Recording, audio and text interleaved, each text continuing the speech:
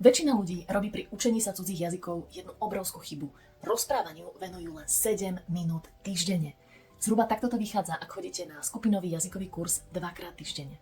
A možno si teraz hovoríte, ale veď ja určite rozprávam viac, veď mi tam stále niečo hovoríme, nejaké vetičky, ale keď si reálne zrátate, koľko vy sami ste narozprávali, koľko vied ste povedali, nie počúvali ostatných alebo čítali texty, tak to zrazu vyjde o mnoho inak. A 7 minút týždenne, keď si to predstavíte, že by ste sa chceli naučiť hrať na klavíri alebo šoférovať 7 minút za týždeň, tak sa to nedá, samozrejme, to vám bude trvať celé roky.